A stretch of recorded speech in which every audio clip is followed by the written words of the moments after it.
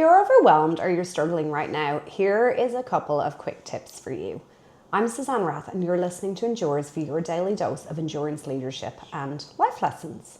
So I was interviewed on a podcast today. I will let you know when it comes out.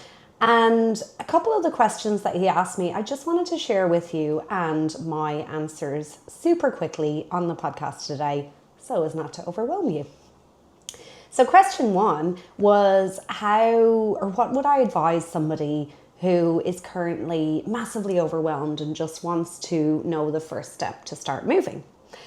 And my advice is to do a brain dump of all of the things in your head or all the things you think you have to do, because I think we can often get really caught up and think we've got all these things to do.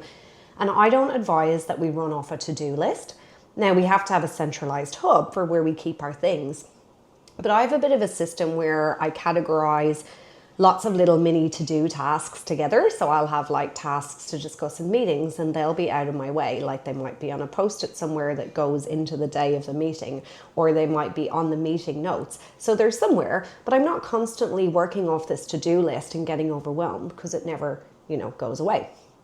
But dumping out all the things that are going on in our minds that we think we have to do, or whatever the case might be, can be really helpful, because then you can start to look at it and go, what can I delay? What can I delete? So what doesn't really matter anymore? What can I delegate? And what do I need to do first? And looking at the one thing that is most important to where you want to go. But dumping all that stuff on a page just gives your brain a bit of clarity rather than spinning around this constant overwhelm cycle.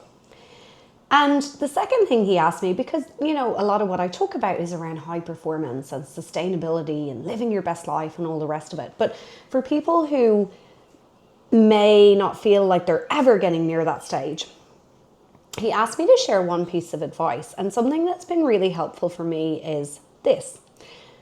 We can achieve so much more than we think possible in 3 years.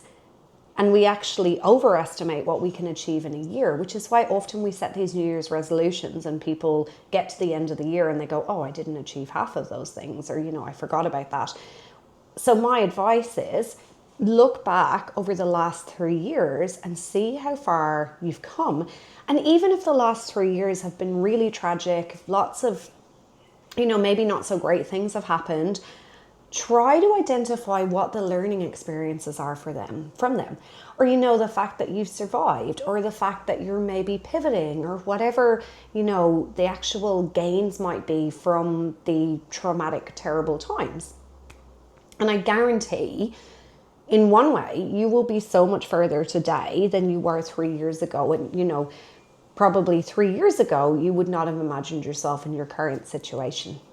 So a little bit of a different episode today. I hope those things have been helpful for you, and I invite you to think of what you would answer to those. Thanks for joining me. I'll see you tomorrow for more from Endures.